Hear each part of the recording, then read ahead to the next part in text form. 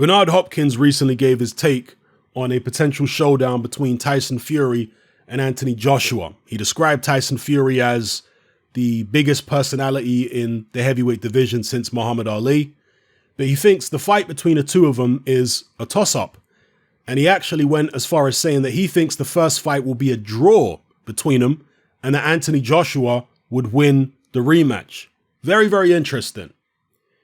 Now, I have to imagine at this point that the majority of the boxing public think that Tyson Fury would win, because boxing fans tend to be reactionary. You're only as good as your last fight.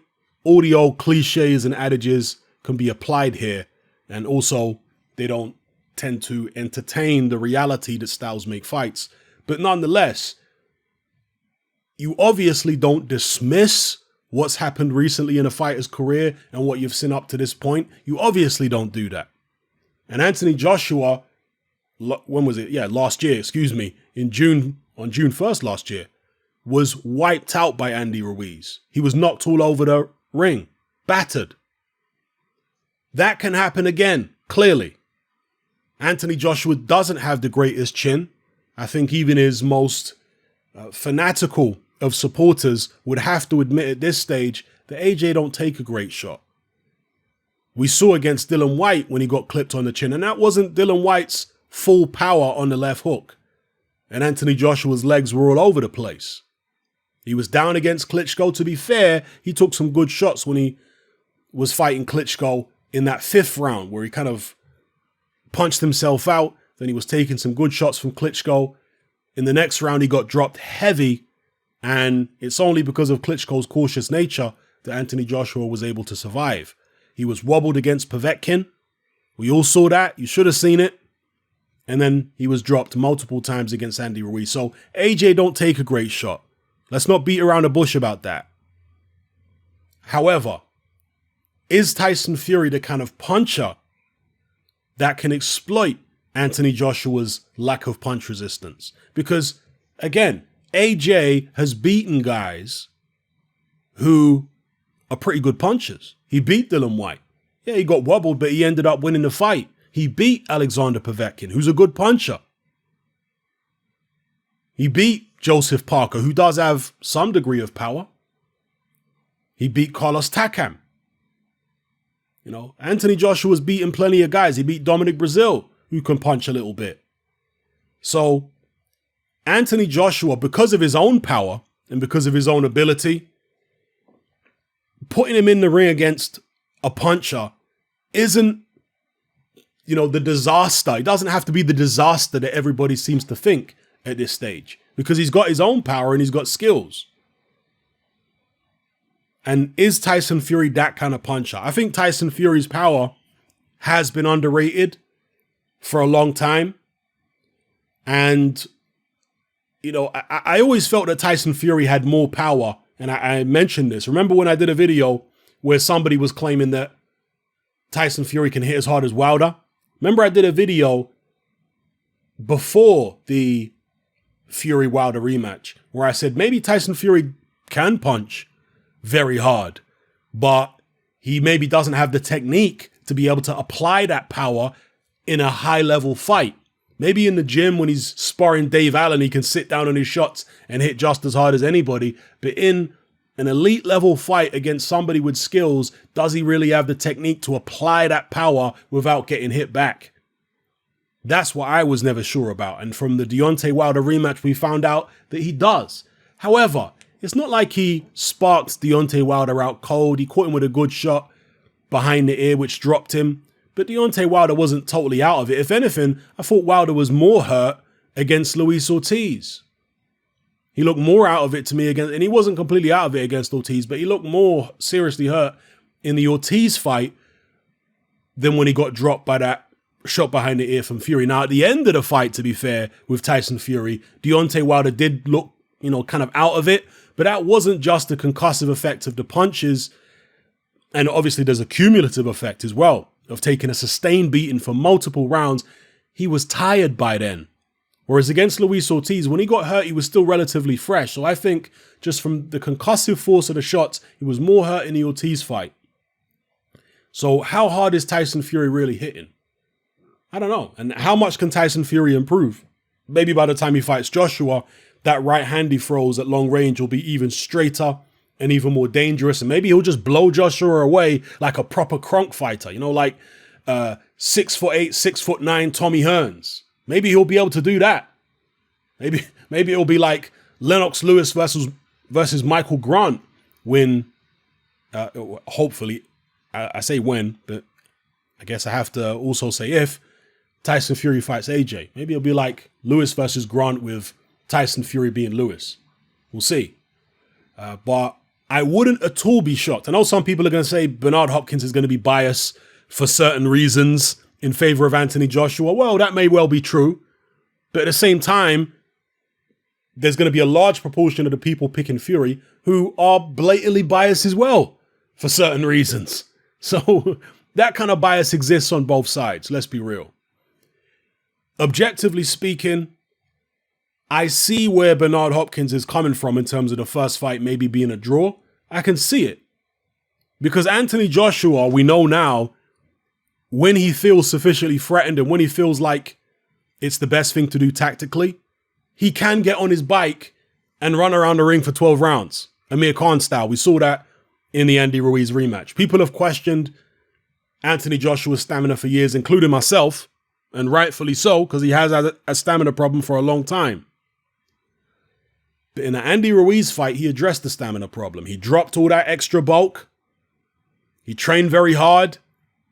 He obviously did a lot of movement in the gym, and it paid off in the ring. That is something he can now use going forward.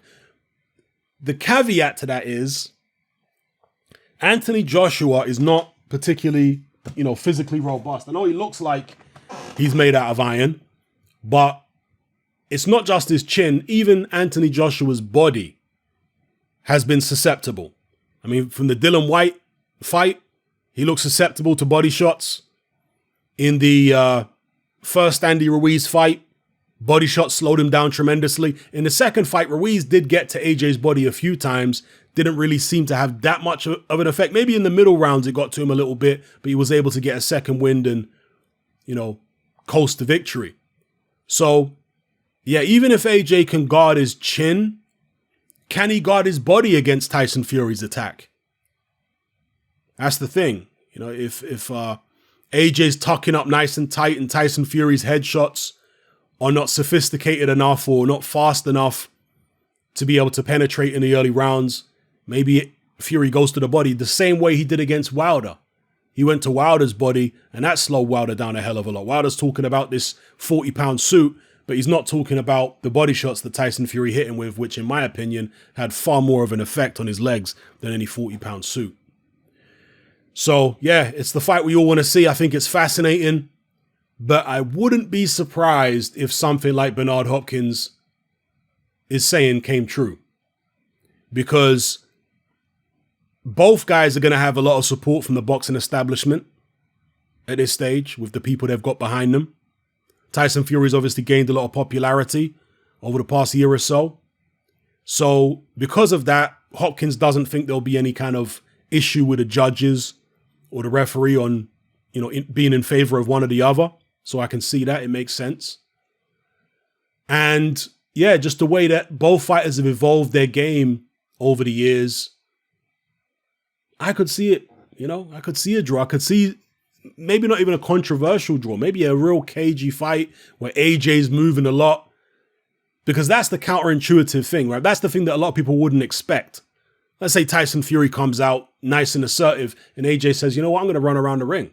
I'm going to have Tyson Fury chase me. I'm going to have Tyson Fury looking a bit clumsy.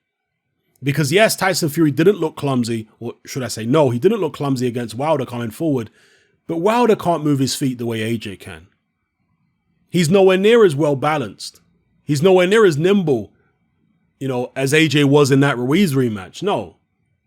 Wilder's a guy who, using feints as Tyson Fury was, you can offset his balance quite easily, because he is a bit clumsy, Deontay Wilder. And that's what Tyson Fury was doing.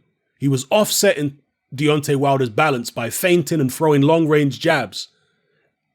And then he was attacking off the back of that. Once he saw Wilder's off balance, he's pushed him off balance with a jab, or he's gone for one of the feints. Then he lets go with the right hand. Then he gets on the inside in the mid distance and he was pounding Wilder's body, all that kind of stuff.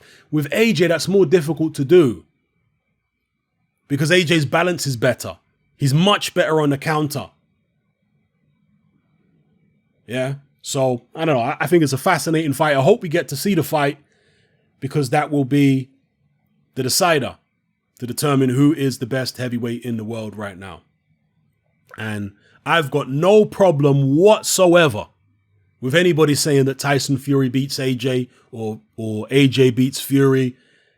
This is the one to decide it all. So as far as I'm concerned, any prediction is, whatever your prediction is.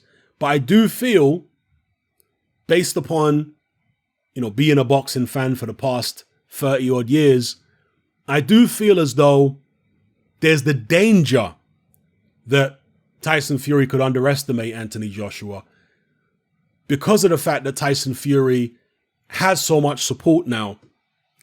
And everybody around him, his team, his brother, his dad, Billy Joe Saunders, they're all telling him, and they have been telling him, that the AJ fight is easy. And now a lot of the boxing public are telling him the same thing. I just don't know whether that's a good mindset to have and a good thing for people to be telling Tyson Fury going into the AJ fight, because he performs best when people doubt him. He performs best when there's a perceived danger in front of him. If he's going in there thinking AJ is going to be easy and it's a walkover job and that's what everybody's telling him, I don't know, man. I think that could backfire. I think it's better for Tyson Fury to go in there thinking AJ is a serious hombre. But that's just my take on it. And I do feel, because of this dynamic, that if I had to guess, I would say that the AJ fight turns out to be a lot more difficult for Tyson Fury than either he or most of his fans anticipate. That's why I think it's going to be a tough fight for Fury. I could very well be wrong. I've been wrong before. We've all been wrong. But that's my gut instinct at the moment. And that's what I'm thinking when I envision the fight logically and the build up to the fight, the mindset of both fighters. AJ is trying to redeem himself. Whereas Tyson Fury is already at the top. He already has the majority of the boxing public believing he's the best. So what does he gain? Do you understand what I'm saying? Tyson Fury is always a guy who fights best when he's got something to shoot for, when he feels like the world's against him, when he's an underdog somehow. That's when he has risen to the occasion before. When he's expected to go in there and deal with someone easy, often doesn't perform, does he? Otto Wallen and, various other fighters. So anyway, let me know what you guys think in the comment section below. Do you agree with Bernard Hopkins? Excuse my squeaky chair. Do you agree with Bernard Hopkins? Do you think the first fight could end in a draw with AJ winning the rematch? Again, that sounds counterintuitive to a lot of people because people are saying, no, Tyson Fury is way more versatile and he's a better boxer than Anthony Joshua. So if the first fight is a draw, then surely it will be Fury who wins the rematch in decisive fashion, not AJ.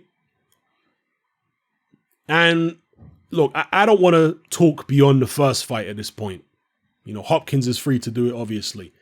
But I just feel like the first fight, I'm at least going to say it's going to turn out to be very rough for Fury.